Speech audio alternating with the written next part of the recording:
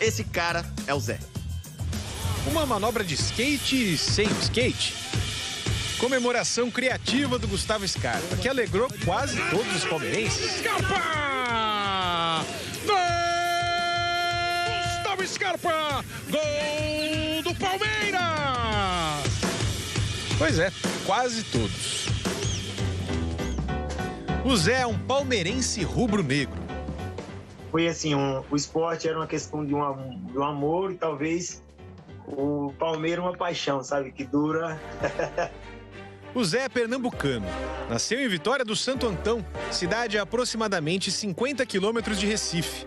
Mas mora em São Paulo já faz tempo, desde 2003. Aí eu já torci pro Palmeiras também, né? Tem uma simpatia grande pelo Palmeiras. Essa figura aí é o Gabriel, filho do Zé. Paulistano, dono de uma simpática janelinha e torcedor só de um dos times do pai. Você gosta do esporte também ou não? É? Palmeiras. Palmeiras só? O Gabriel quase não parou quieto o jogo inteiro. Correu mais do que muitos jogadores de futebol por aí. Inclusive, estava brincando de ser goleiro bem na hora que saiu o gol do time dele lá em Recife. E eu sou goleiro do Palmeiras. Você é o goleiro do Palmeiras? Enquanto o Gabriel fazia essa defesa em São Paulo, o Maílson não conseguiu evitar o gol do Gustavo Scarpa na Ilha do De ponta Retiro. direita na chance do gol do Scarpa! 1-0 Palmeiras, aos 37 minutos do primeiro tempo. O Scarpa é o palmeirense com mais jogos na temporada. Já são 6 gols e 14 assistências de um jogador cada vez mais participativo. É muito importante jogar na minha posição, né? Depois de bastante tempo no Palmeiras sendo improvisado. Eu estou muito feliz pela sequência que o professor tem me dado. O Zé queria mesmo era o empate. E o resultado quase aconteceu. Agora tem mais uma pro esporte do André! E essa era uma finalização gigantesca. Agora vai entender a cabeça de uma criança. O filho do Zé só começou a prestar atenção no jogo quando a partida ficou sonolenta. A coisa só esquentou de novo, nos acréscimos. E não foi só o Gabriel que deu uma de goleiro na tarde de ontem. O zagueiro Rafael Thierry também. Thierry defende de maneira espetacular. O Palmeiras não perde do Sport em Recife há quase 7 anos. Vitória para seguir bem no Brasileirão. Palmeiras ganhou, mas é aquilo, né, velho? O esporte tá lá embaixo, tá um pouquinho triste, mas vamos que vamos. Um domingo de uma família parcialmente feliz.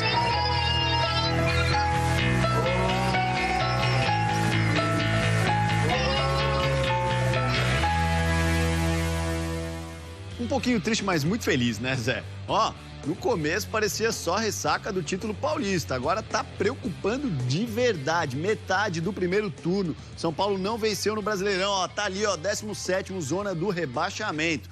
Ontem, a derrota em casa de...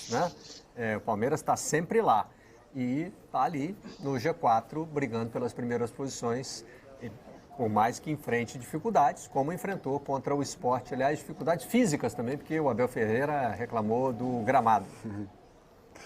É verdade, reclamou bastante do gramado da Ilha do Retiro, lá no estádio do Sport. Mas o time vem fazendo, dessa vez fez seu dever fora de casa, né, Barreto? Porque tem que jogar contra os times que estão abaixo na tabela e fazer a pontuação. Os times que estão com porcentagem ruim de pontuação, tem que ir lá e fazer valer seu favoritismo. Destaque da partida ficou pelo Scarpa, né, que vem sendo um dos jogadores mais importantes do Palmeiras nesse Campeonato Brasileiro. Tem a bola parada, tem a finalização de longe, tem as assistências e ontem ele pisou na área para receber um passe do Danilo. Danilo que também foi... A melhor volta do Palmeiras foi a do Danilo. No jogo contra o Internacional ele voltou, foi um jogador que se multiplicou em campo, né? Até a questão física tem a ver com o jogo passado, que o Palmeiras jogou na quarta-feira e jogou com um a menos, teve que correr demais para buscar o resultado e conseguiu, né? Virou em cima do Inter lá no Beira-Rio. E ontem fez um jogo ao contrário, né? Correu atrás do resultado para fazer o seu resultado no primeiro tempo, fez o gol com o Scarpa, aí depois o time deu uma recuada, deu uma segurada e é o que tem que fazer mesmo, pensando em se preservar fisicamente e conseguiu fazer o jogo. O Abel, depois do jogo, depois que teve aquela reunião, né, que ele pediu os reforços depois do jogo contra o Bragantino, aí antes do jogo contra o Bahia, ele teve uma reunião com a diretoria e tal, ele voltou mais tranquilo em relação ao pedido de reforços, mas disse que agora estavam focados para ganhar o Campeonato Brasileiro.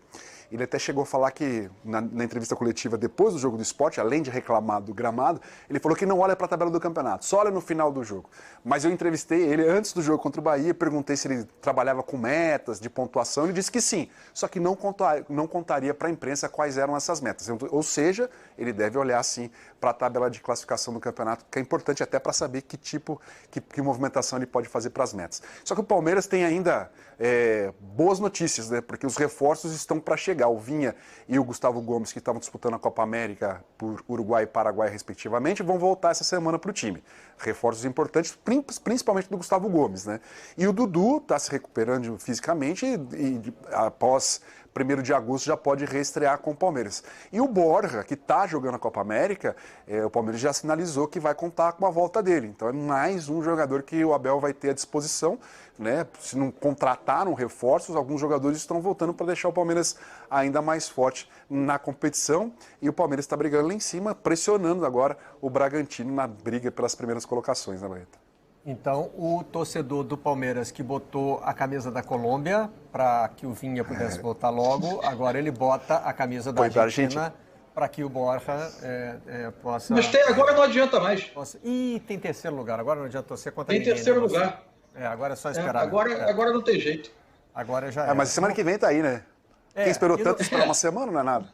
E no caso do Vinha, o torcedor do Palmeiras precisou priorizar, né? Porque senão eu tenho um na Colômbia, mas esse ainda vai voltar a ser reintegrado. Vamos torcer contra o Uruguai, porque o do Uruguai já é titular, a gente já sabe que ele... O Uruguai o Vinha é mais rápido.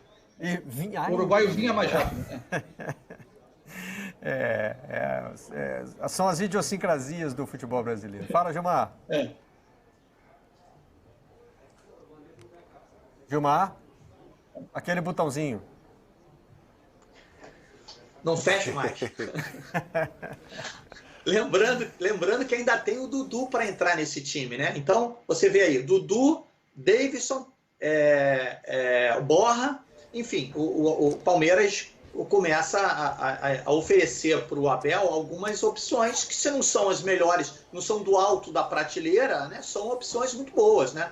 Agora, Marcelo, permita-me fazer um comentário aqui a respeito da questão dos gramados no futebol brasileiro. Eu vejo muita gente criticando os profissionais, principalmente aqueles jogadores que estão aqui para disputar a Copa América, que jogam no futebol europeu e estão acostumados com os tapetes de lá. E o próprio Abel Ferreira falando aí desse gramado da Ilha do Retiro.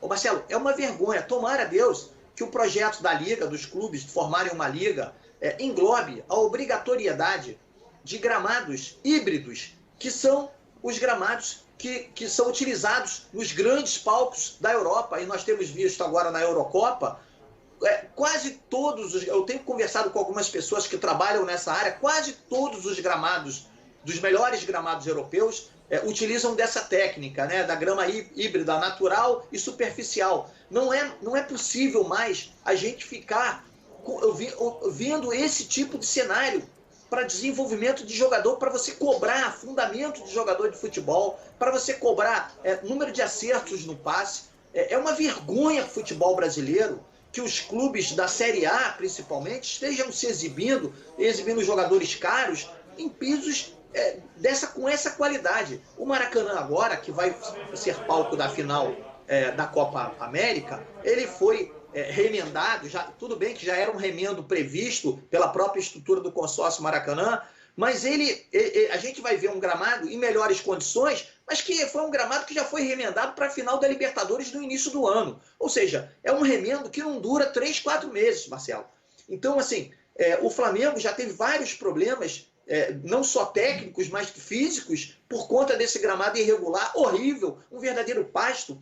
E eu pergunto até quando a gente vai ficar convivendo com isso. E sabe por que eu pergunto até quando, Marcelo? Porque quando eu era jovem, eu achava o Tele Santana, quando vinha dirigir o Flamengo, eu achava ele um chato por conta do cuidado excessivo que ele tinha no gramado, que não deixava que as pessoas pisassem o gramado para entrevistar jogadores.